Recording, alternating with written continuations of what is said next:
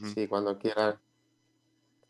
Hola, muy buenos días a todos. Bienvenidos un día más a la plataforma de formación continuada de diagnóstico por la imagen.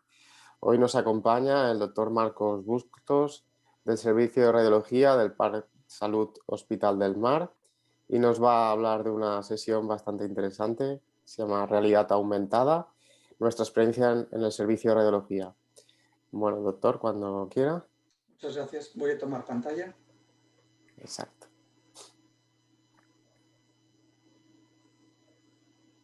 A ver si la coge aquí.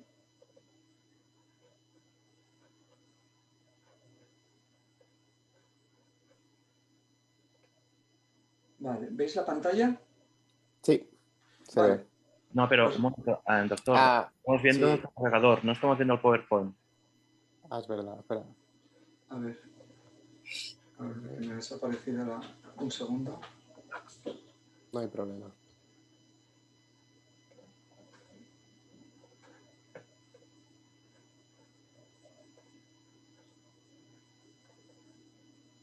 ¿Ahora? Ahora sí, y ahora debería quedar a presentación, ¿no?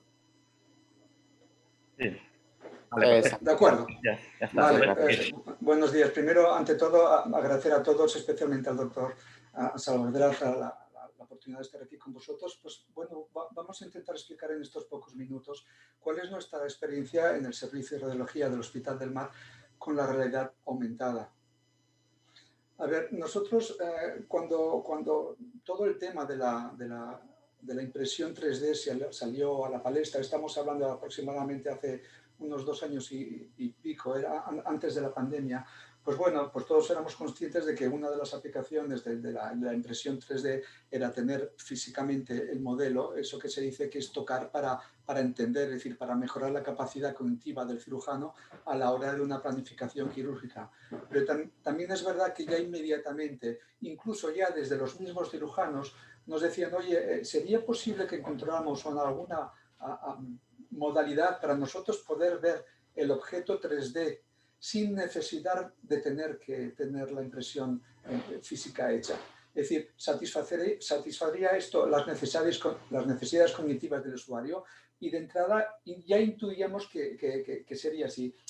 Esto además ofrece una serie de ventajas que son importantes. La primera, que acorta muchísimo los tiempos del proceso. Las impresiones 3D son costosas, son largas, hacen falta una serie de impresoras determinadas. Evidentemente reduce costos, evita las propias limitaciones físicas, geométricas de la impresión. Hay un modelo, por ejemplo, un modelo de impresión de una estructura vascular arterial, mesentérica o venosa puede ser, digamos, geométricamente complicada de imprimir y que la impresión se mantenga, por decirlo de alguna manera, sin romperse. Es decir, nos evita muchas complicaciones en forma de dinero y de tiempo. Y por otra parte hay otra cosa, es que bueno, cuando se crea un objeto 3D sin que tengas la necesidad de imprimirlo, pues en cierta forma te despreocupas de las características de la malla. Pues con este planteamiento en su momento nos pusimos a ver en qué medida podíamos tener algún vector para visualizar un objeto 3D y pensamos en la realidad aumentada. Bueno, todos habíamos conocido en su momento el boom que tuvieron los Pokémon.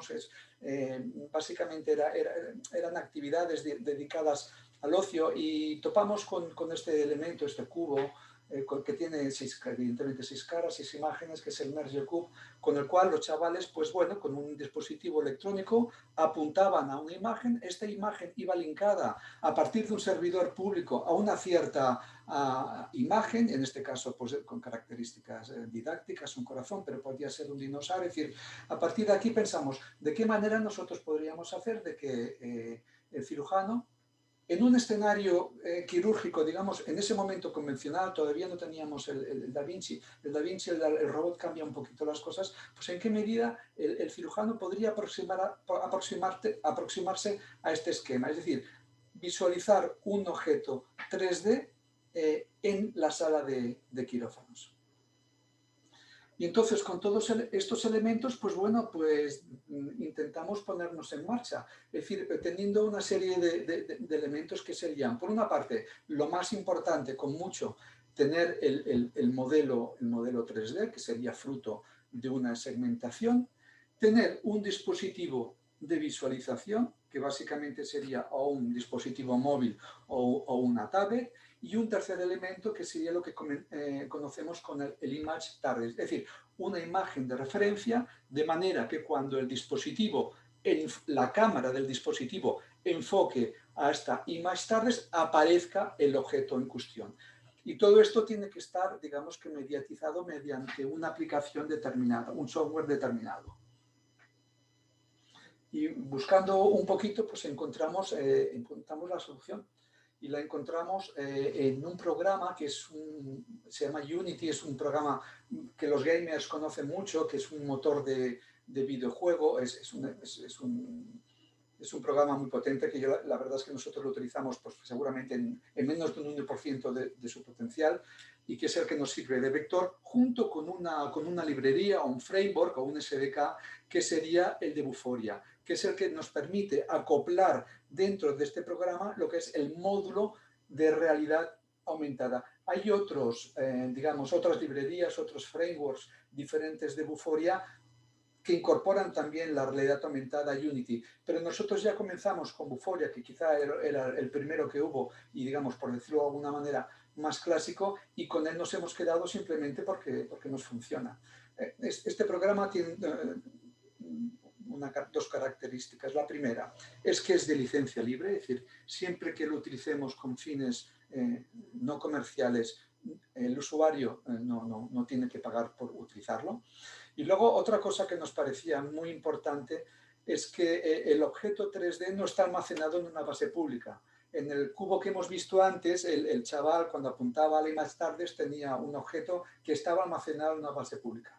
Y aunque es verdad que nosotros cuando importamos las imágenes DICOM del PAX para hacer la segmentación, lo anonimizamos o identificamos y no hay ningún tipo de rastro de ningún tipo en el objeto 3D de a qué paciente pertenece, la verdad es que nos gustaba bastante la idea de que nosotros fuéramos los propios depositarios del objeto 3D y que no estuvieran en una base pública. Es decir, es un programa ampliamente extendido que se puede aprender como todo, tirando de YouTube, tirando de manuales. Pues bueno, hemos más o menos aprendido a hacer la aplicación para visualizar el modelo, ahora lo veréis, y de una manera gratuita, porque los costos también son tal como están las cosas, son importantes.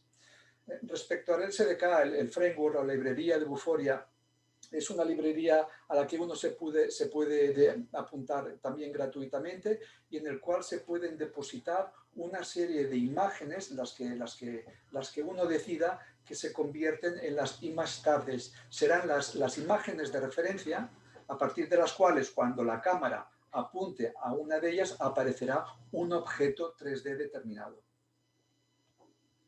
Aquí tenemos un ejemplo de una imagen, esta es la imagen que está, o la image targets que hemos reservado a los compañeros de cirugía colónica.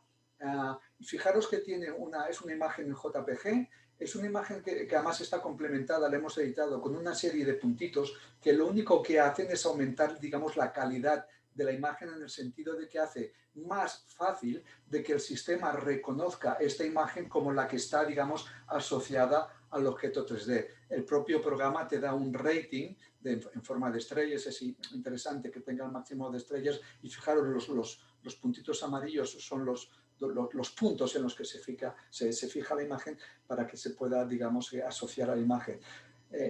Aquí la imagen que hemos puesto, y esto a veces me lo han preguntado, esto es un TC, pero podría ser una foto de cualquier cosa, de un árbol, de un pato, de lo que queráis, porque algunos me preguntan, oye, esta imagen que estamos viendo del TC, ¿es la imagen del escáner que luego el de cirujano? No, esta imagen puede ser cualquiera. Nosotros hemos puesto en este caso una imagen por TC, pero por poner una imagen radiológica, pero repito, el contenido de la imagen target en sí no es lo importante es simplemente que el sistema lo reconozca como una imagen de calidad para después poderlo asociar a la imagen.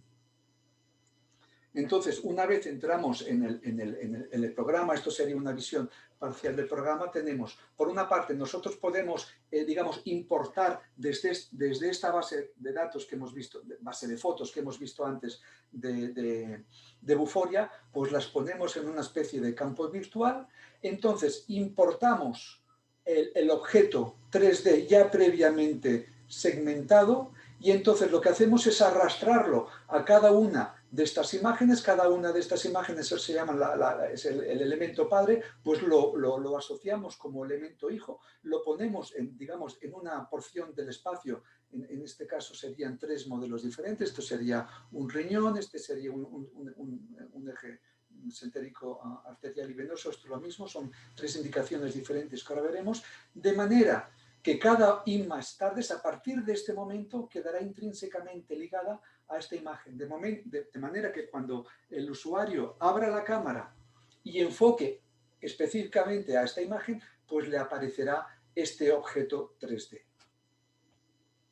Aquí una visión un poco más detallada. Hay que ponerlo a una cierta distancia porque hay que dar margen a que el usuario con el móvil pueda ir girando, puede ir moviéndose con pequeños movimientos de muñeca para poder visualizar el objeto. Incluso se puede poner en la misma posición respecto a la imagen que el cirujano tendrá al paciente en el campo quirúrgico. Normalmente utilizamos la anteroposterior, pero podría estar perfectamente en postanterior. Y también es importante tener un poco en cuenta las escalas, es decir, ajustar toda la escala de tamaño del programa a los tamaños reales. Y los tamaños reales de esta image TARDIS, que es la que tiene el cirujano en la mano, son de aproximadamente unos 12 por 12 centímetros. Tiene que ser un elemento que sea fácil de manejar en la mano del cirujano y que no le pese. Y ahora viene lo más importante. En el momento que nosotros hemos colocado el objeto 3D asociado a su imagen, viene lo más interesante, que es que simplemente de manera automática nosotros podemos generar un archivo con una extensión APK que no es más que una aplicación. Entonces esta aplicación será el vector que permitirá que se abra la aplicación en un dispositivo móvil.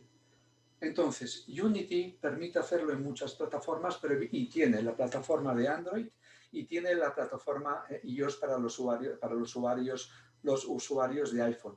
A ver, nosotros hasta este momento estamos utilizando la plataforma Android. ¿Por qué? Simplemente porque es gratuita. Es decir, nos permite generar este archivo APK de manera gratuita. Si hiciéramos lo mismo con iOS, nos hace pagar una licencia. No he mirado cuánto hay que pagar, no sé si es mucho o poco, pero entonces decidimos hacerlo por año. Pero bueno, en cualquier caso, la idea que quiero transmitir es que si el usuario dice, oye, a mí me gustaría tener este sistema con iOS, pues se puede hacer perfectamente porque existe la posibilidad de exportarlo a iOS. Una vez tenemos el archivo APK con extensión APK en disco, simplemente con un WhatsApp se puede enviar al destinatario, en este caso al cirujano, y el cirujano lo único que tiene que hacer es clicar este archivo y le aparecerá en su teléfono móvil, al igual que si estuviera en el Google Store, una aplicación como otra cualquiera. Simplemente en este caso nosotros damos un nombre a la aplicación, en este caso es Mesocolon porque iba dirigido a unos compañeros, los cirujanos de cirugía, pero bueno, nosotros podemos elegir el nombre. En todo caso, la idea que quiero transmitir es que simplemente en unos pocos segundos el destinatario tiene en su teléfono móvil una aplicación como otra cualquiera. La abre y entonces se activa la cámara. Un par de consideraciones sobre las image target. Os he comentado que tiene un tamaño, las hemos creado de un tamaño aproximadamente de 11 por 12 centímetros, que se manejen bien con la mano, que sean ligeras, y las hemos hecho en cartón pluma. Esto en cualquier Work Center te la hacen además de manera muy barata, y tenemos dos sets, un set para nosotros y otro set que tiene el cirujano, digamos, o en el quirófano o en su casa. Y luego veremos por qué en su casa o en su despacho, porque es casi más interesante aún que en el quirófano. Y son de cartón pluma porque son muy livianas. Habíamos intentado crear imágenes que soportaran las condiciones de esterilización en quirófano para que hubiera un pool de ellas en quirófano de manera estéril y no hubiera que protegerlas quirúrgicamente. Y la verdad es que nos ha costado bastante porque los métodos de esterilización degradaban muchísimo las imágenes. De manera que de momento estamos, digamos, tirando con imágenes de cartón pluma que los cirujanos no les es ningún problema proteger con un plástico y utilizarlo como image target.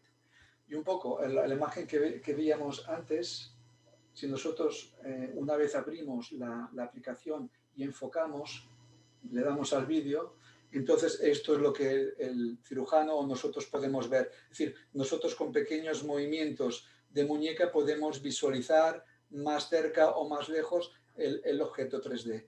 De manera que, ya os digo, que mejora de una manera importante digamos, la capacidad cognitiva del cirujano. Este vídeo que os voy a poner es el primer caso que hicimos. Estamos hablando de un esquema de quirófano tradicional. Esto era un poco antes de la pandemia. Fijaros que aquí, en vez de la image en forma de lámina, la teníamos en forma de cubo. Aquí habíamos intentado remedar el Merge Cube de manera que en una de las caras tuviéramos el objeto 3D y en el resto de cara tuviéramos, digamos, que frames, vídeos del escáner. Luego los cirujanos nos dijeron que realmente a ellos lo que les importaba era el objeto 3D, por eso pasamos a la lámina. Aquí un detalle, fijaros que el objeto 3D lo veis en monocromo, no lo veis en colores. Aquí estábamos utilizando todavía, este fue el primer caso, un archivo con extensión STL que no reconoce los colores. Después ya cambiamos el formato de archivo de manera que puede retener el color de las diferentes etiquetas. Repito, esto era antes de la pandemia y esto era asociado a un esquema de quirófano tradicional.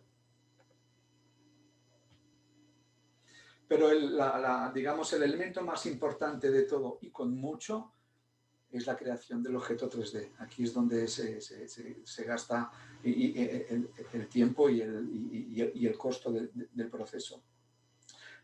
Hay muchos métodos o muchos programas para segmentar. A nosotros, o al menos a mí me gusta hacerlo, o normalmente lo hago con Slicer 3D. Es un programa muy versátil que importa el icon sin ningún problema, es muy potente y lo que hicimos fue cambiar el formato de salida a OBJ simplemente para que mantuviera los colores. Aquí es un objeto 3D de un árbol mesentérico arterial y venoso con sus respectivos colores, la vena, la arteria, y para que mantuviera, digamos, los colores, pues cambiamos al objeto, lo hace automáticamente y de manera muy, muy fácil. Respecto a los grosores de cortes, lo que sí que nos hemos dado cuenta es que grosores de corte de adquisición de 3 milímetros por encima, la verdad es que no quedan bien los objetos, queda con mucho fenómeno de escalonamiento, de stepping. Yo no lo recomiendo y para nosotros quizá el corte de 2 milímetros es más que razonable para obtener un objeto de este tipo. Pero también hay que tener cuidado que si, por ejemplo, utilizáramos secciones muy, muy finas, por ejemplo, de 1 milímetro, nos puede pasar una cosa. Si las segmentaciones de hueso o segmentaciones por umbrales automáticas, la verdad es que quedarán muy bien, pero si hemos de utilizar el pincel, es decir, si hemos de pintar manualmente alguna estructura y, por ejemplo, para las estructuras vasculares de muy pequeño tamaño, en los cuales los valores de intensidad se superponen entre vena y arteria y, en definitiva, es de hacer cosas manuales, son muchísimos cortes para pintar y es muy fácil, veremos un ejemplo, que quede este fenómeno de stepping. Es decir, la idea que transmitiría es que yo creo que con unas secciones de adquisición del escáner de 2 milímetros son más que razonables para obtener un buen objeto 3D. Bueno, ¿y qué es lo que estamos haciendo? Pues nosotros comenzamos con nefrectomías parciales por tumores renales. Comenzamos ahora esto con urología, con un compañero doctor francés que estaba también bastante interesado en este tema y comenzamos con él. A partir de aquí, cuando ya en cirugía otros cirujanos iban viendo todo este tema, y el boca a boca funciona, y entonces todo esto se fue ampliando y nos fueron, digamos, pidiendo otras condiciones para hacer esto. De manera que hemos ampliado a las hemicolectomías derecha en aquellos casos en las que sea necesario hacer la técnica de excisión mesocólica, que fundamentalmente son tumores colónicos derechos en estadios 3. Posteriormente, los cirujanos de hepatobiliar, viendo lo que hacían los compañeros de cirugía general con el colon, nos han pedido hacerlo y se está haciendo, de hecho, en los procedimientos de Whipple. Todo esto ya sea por vía abierta, ya sea por vía laparoscópica o ya sea por vía robótica. De aplicaciones de traumatología estamos haciendo básicamente el pie de Charcot, con una característica diferencial, es que también que ellos quieren no solamente el objeto 3D virtual, sino también la impresión 3D, y luego una serie de elementos misceláneos que ahora os comentaré. Bueno, y la lista está creciendo, es decir, esto va corriendo, los cirujanos van viendo que a sus compañeros les va bien y poco a poco vamos aumentando las indicaciones. Tampoco nos interesa de que estas indicaciones nos vengan de golpe y sean muy largas, porque lo que tampoco nos interesaría es morir de éxito. Es decir, repito, es un trabajo que cuesta bastante tiempo y bien, en el fondo también aumenta un poquito la presión. Aquí para que veáis unos cuantos ejemplos, por ejemplo, del primer caso, los tumores renales, ahí como empezamos, es una segmentación que está muy limitada en el espacio, donde básicamente nos interesa un segmento bastante corto alrededor de las venas renales y de las arterias renales. Aquí teníamos el tumor. El tumor aquí probablemente es lo menos lo que le interesa al cirujano, saber dónde tiene que clampar. Y una característica interesante, con todos estos modelos, es que una de las etiquetas, en este caso del riñón, se le puede quitar transparencia para que no oblitere la visualización de los elementos vasculares en el ilio. Y en este caso fue una cirugía bastante compleja de un riñón en herradura que tenía en su margen posterior un tumor. Fijaros la complejidad de los vasos. Claro, es prácticamente imposible que el cirujano, teniendo la visión del escáner en 2D, que pueda tener una visión cognitiva de los vasos como lo tiene con el objeto. Poco después, estamos hablando justo los días antes de la pandemia, los compañeros de cirugía vinieron a decirnos que iban a inaugurar una nueva técnica de excisión mesocólica, muchas veces asistida por robot, y les era crítico tener o saber cuál era la relación de la vena de la arteria ileocólica en relación con la vena. Aproximadamente en un 40% de los casos la arteria se sitúa por delante de la vena, en un 60% de los casos se sitúa por detrás. La variabilidad en la conformación del tronco de Henle es enorme y nos comentaron que sí podían tener un objeto impreso, una impresión 3D, digamos, estándar de toda esta área anatómico-quirúrgica. Y les dijimos, ¿por qué no intentamos que lo veáis en formato de objetos 3D a ver cómo funciona? De hecho, es una técnica que está muy estructurada, incluso desde el punto de vista del informe, de manera que hacemos un checklist para identificar los diferentes elementos vasculares, tanto la arteria mesentérica superior, la media, la disposición de la arteria ileocólica, y siguiendo este checklist, pues bueno, nosotros generamos los objetos 3D. Estos son dos pacientes diferentes, quizá desde lejos pues, puedan parecer relativamente similares, pero si nos acercamos, aquí podemos ver cómo aquí la arteria ileocólica pasa justo por delante de la vena, mientras en este caso pasa por detrás. Ellos, a partir de este plano, tienen que ir desecando superiormente hasta llegar al tronco de Henle, y les es fundamental saber cuáles son las características de los vasos que se están encontrando, como en este caso una vena cólica derecha de gran calibre, como una arteria cólica derecha también que pasa a este nivel. Es decir, ellos lo que hacen es saber de antemano qué es lo que se van a encontrar. Si hacemos una correlación, el otro día me pasaban estas imágenes los cirujanos, una vez ellos levantan el paquete intestinal se encuentran con esta especie de zona triangular y esta especie de impronta. Ellos saben que aquí detrás está normalmente la vena mesentérica superior. Lo que no saben ellos es cuando abran esto, a priori, si no tuvieran el modelo 3D, qué es lo que se van a encontrar, si primero la vena o primero la arteria. Una vez abierta, ellos me aseguran, yo no lo sé reconocer, que esto es la arteria.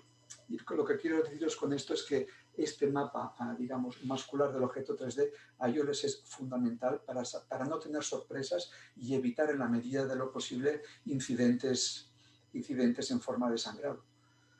Los compañeros de patobiliar vieron que estaban haciendo esto y nos dijeron que, oye, ¿por qué no aplicamos esto? Nos ayudáis a hacer los objetos 3D en la intervención de Whipple, que básicamente es una segmentación relativamente similar, pero aquí dando más importancia, sobre todo a la configuración, que es muy variable, como sabéis, del tronco celíaco. Aquí añadimos alguna etiqueta, como es, aquí vemos el coledo computado. Cuando se reconoce, incluso segmentamos el tumor.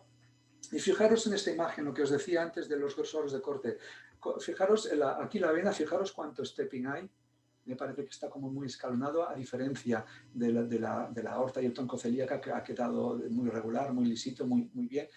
El grosor de corte de esta adquisición era de 1 milímetro, no era de 3 ni de más, era de 1. Es decir, era un corte muy fino. Lo que pasa es que lo hicimos a partir de una fase arterial tardía, de manera que teníamos el árbol vascular arterial perfectamente definido y trabajando con umbrales se nos segmentaba perfectamente, pero el árbol, digamos, venoso lo tuvimos que hacer a pincel.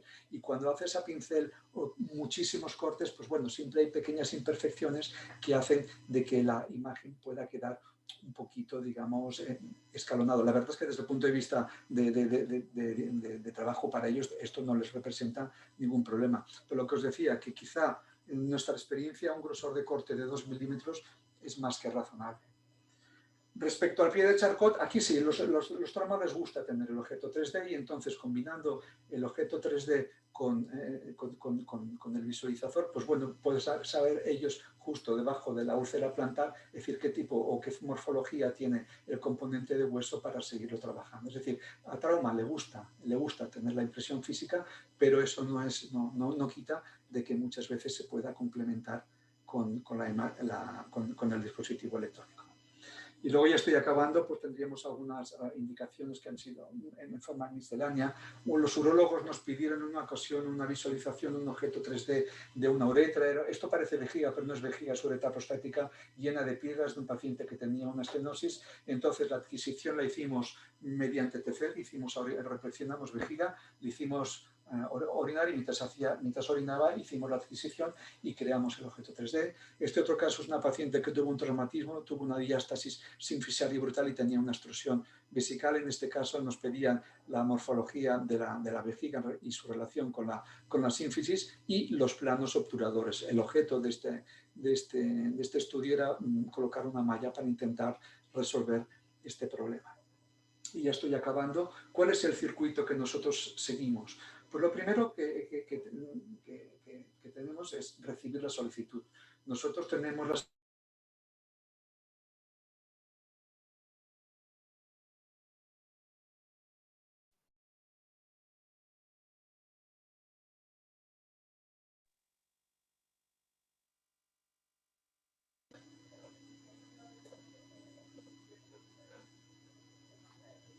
¿Se oye? Ahora sí. Vale, disculpad, he tocado un botón que no debía. Lo primero que hacemos es recibir la solicitud centralizada.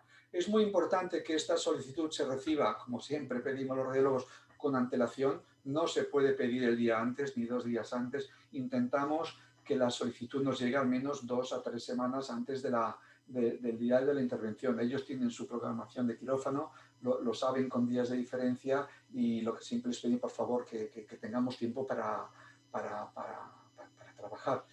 Fundamental reunirnos con el cirujano solicitante para saber exactamente cuáles son las estructuras que ellos necesitan, porque si no es muy fácil que nos podamos perder y empezar a segmentar cosas que no son necesarias y digamos de alguna manera perder tiempo. Por tanto, cuanto mejor sepamos nosotros exactamente qué área anatómica quiere el cirujano, que sea lo más pequeña posible y con los menores elementos posibles, hará que la segmentación sea muchísimo más informativa y muchísimo más rápida.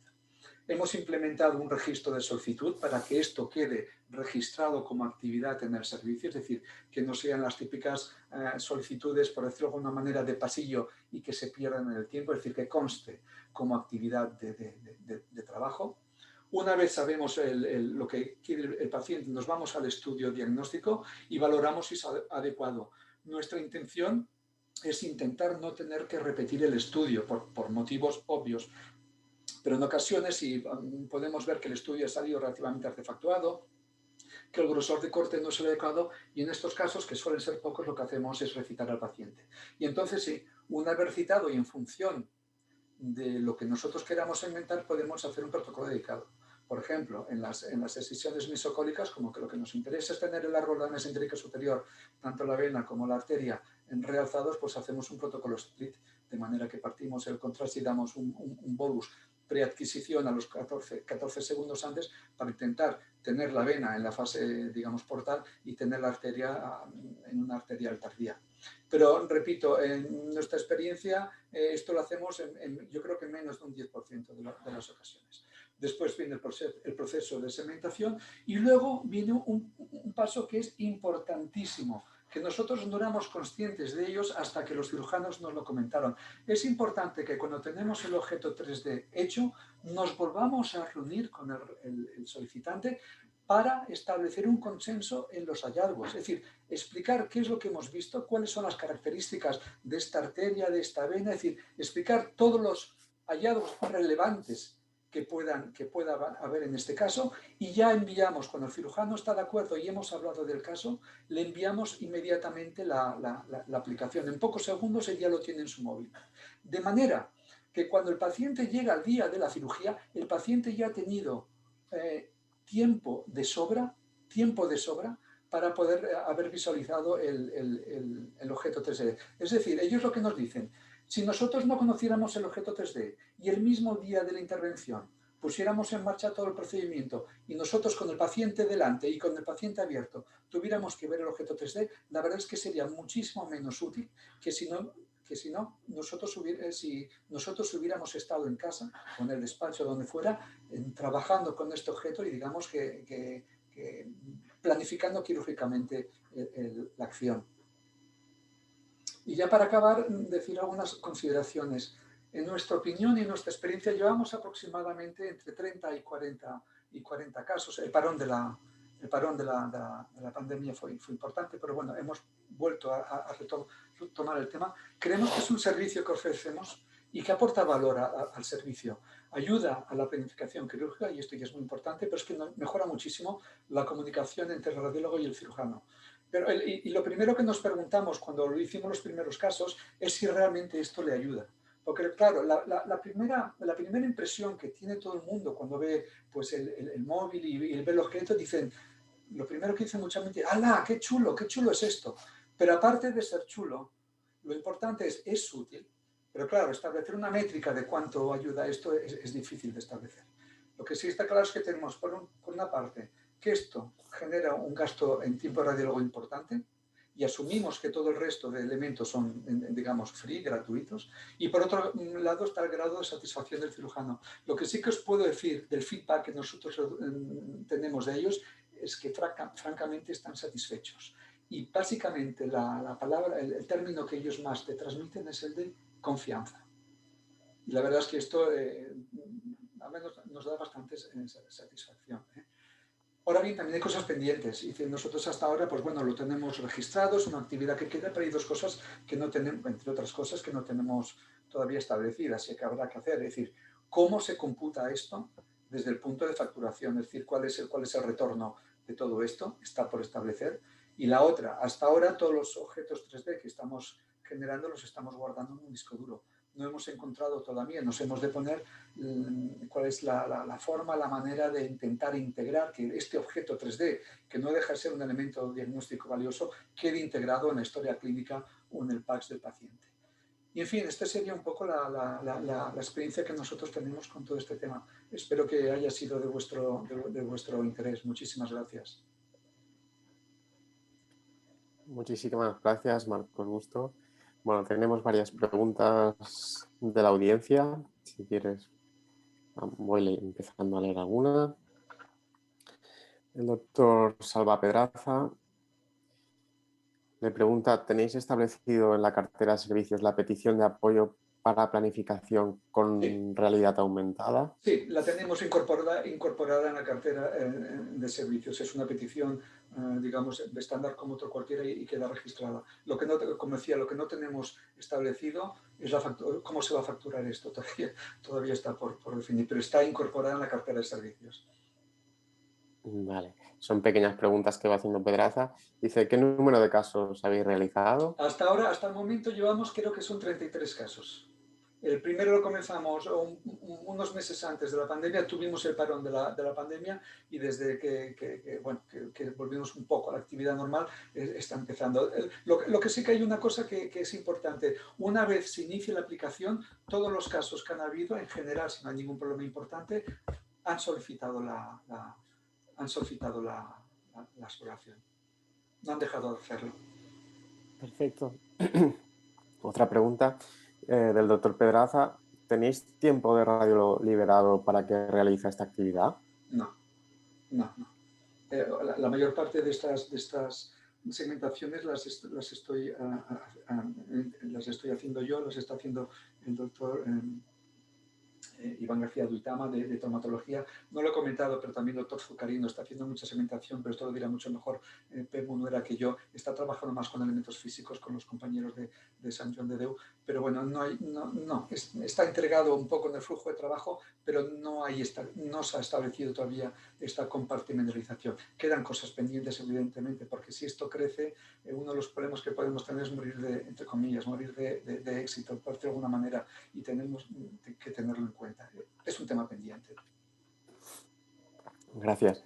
Otra pregunta al doctor Pedraza dice, ¿cuánto tiempo se necesita para superar la curva de aprendizaje? Es muy corto. Es muy corto. Es decir, la clave es segmentar. Es decir, una vez, si se tiene traza segmentando, el 98% de todo esto es una adecuada segmentación. A partir de aquí, colocar el objeto 3D en Unity. En Unity tiene que ser, bueno, en una sesión de media mañana se puede adaptar el Unity para la realidad aumentada, es colocar el archivo y el proceso entre que se genera el APK hasta que llega al móvil del destinatario pueden pasar a lo mejor 5 minutos. El grueso de este asunto está en la segmentación. Muchas gracias.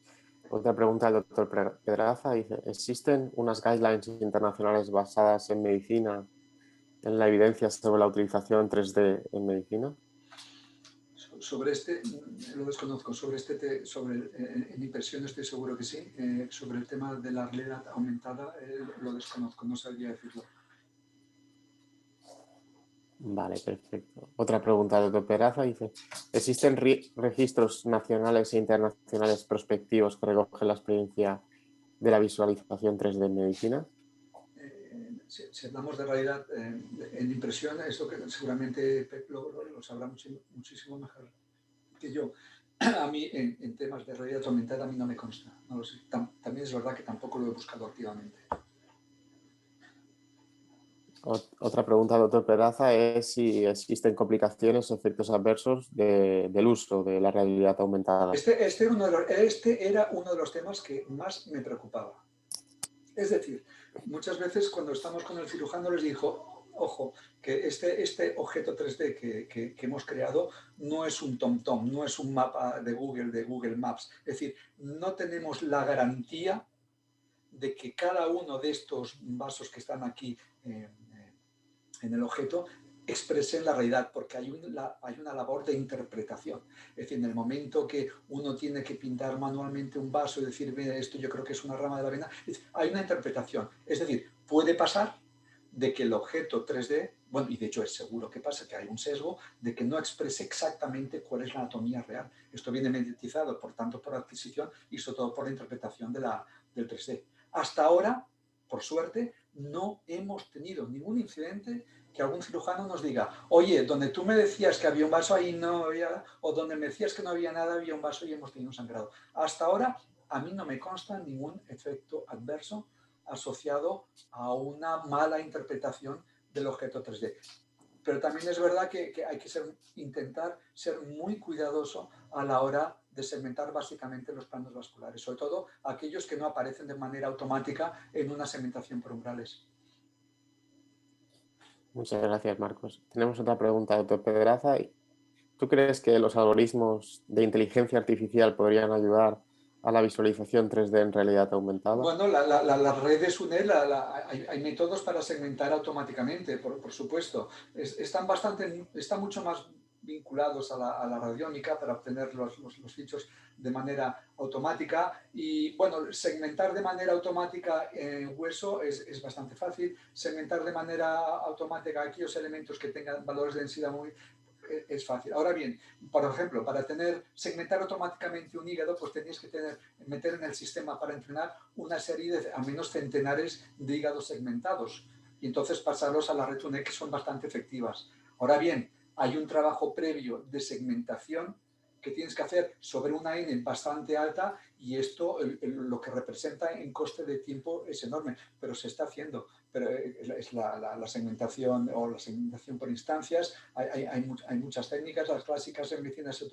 han utilizado, es la red de SUNET, pero sobre todo que yo sepa están más vinculadas a la segmentación de cara a la extracción de elementos radiónicos. Pero en principio tampoco habría teóricamente ningún inconveniente para hacer segmentación. Pero insisto, hay que cebar el sistema para entrenamiento con muchísimas segmentaciones previas y el costo en forma de tiempo, sobre todo cuando las densidades son blandas y donde hay mucha superposición de estructuras, puede ser costosísimo tener un buen dataset. Muchas gracias, Marcos. Tenemos otra pregunta, doctor Pedraza. Dice, ¿cuáles son los principales retos durante los próximos años de la visualización 3D en realidad aumentada? Bueno, yo creo que hay dos. El primero, habrá una evolución seguro en la forma de visualización. La realidad aumentada no es más que un vector de visualización. Os decía antes que incluso hay cirujanos que dicen, oye, mira, si yo estoy con el robot, estoy con la consola, con el Da Vinci bastante liberado, digamos, de movimientos y tengo un buen ordenador al lado, simplemente con un buen visor 3D yo tengo suficiente. Es decir, no necesito la realidad aumentada. Luego, el tema de las gafas. El tema de las gafas, bueno, yo no tengo experiencia Pepsi, pues a lo mejor les aporta mucho. Y luego hay otro tema en el que nosotros no hemos entrado, pero por falta de medios, que es la realidad extendida, en la cual el objeto 3D queda ya, digamos, proyectado sobre el campo quirúrgico y esto en principio puede dar un aumento en el grado de calidad y de confianza de la intervención tremendo, pero estamos hablando ya de otras palabras. Queda muchísimo para hacer. Quizá el siguiente paso sería utilizar de manera generalizada las gafas y luego posiblemente la realidad extendida. No tengo experiencia con realidad extendida. Otra pregunta, el doctor Peraza dice, en tu conocimiento, ¿hay experiencia del uso de visualización 3D en realidad aumentada en procedimientos de medicina nuclear, como la cirugía radioguiada? No tengo experiencia, no te lo sabría decir.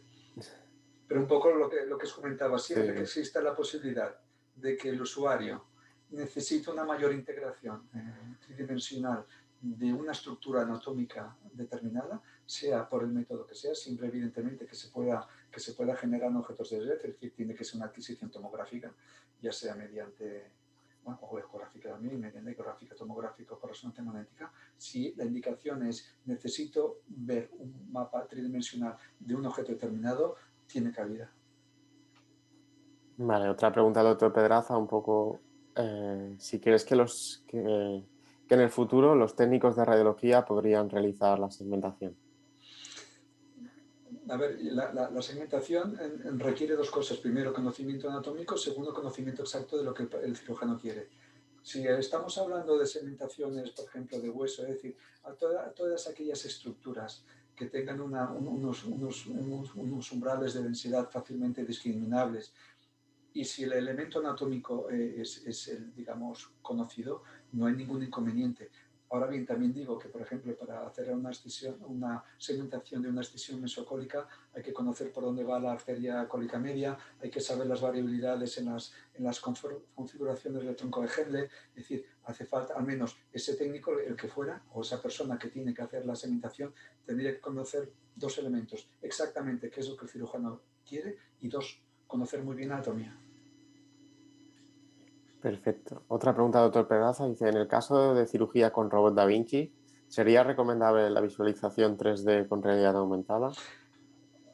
Se puede hacer, pero no es necesaria. Es decir, Y de hecho en el hospital ya estamos intentando sustituir, cuando es por Da Vinci. En el Da Vinci, ¿qué pasa? Que el cirujano efector está al lado de una consola, tiene libertad de movimientos y puede tener justo a su lado una pantalla de ordenador enorme. Por lo tanto, no le hace falta todo este dispositivo que nosotros hemos visto. Basta que tenga un buen visor 3D, y por ejemplo Windows tiene un muy buen visor 3D y con esto sería suficiente. Es decir, la realidad aumentada no es más que un vector de visualización que estaba adaptado inicialmente a un esquema quirúrgico tradicional. Con el Da Vinci, con el robot, con el Da Vinci todo esto cambia. Porque el cirujano, repito, está más liberado y puede tener a su lado un monitor de 30 pulgadas con un objeto 3D enorme que pueda movilizar con el ratón, y para eso realmente no necesita realidad aumentada. De hecho, nosotros estamos viendo un tránsito hacia esto. Y hay cirujanos que nos dicen, oye, mira, con que me mandes el objeto 3D yo ya tengo bastante. Lo que entonces hace falta un buen visor 3D. Muchas gracias, Marcos. Tenemos otra pregunta del doctor Carlos Alexander.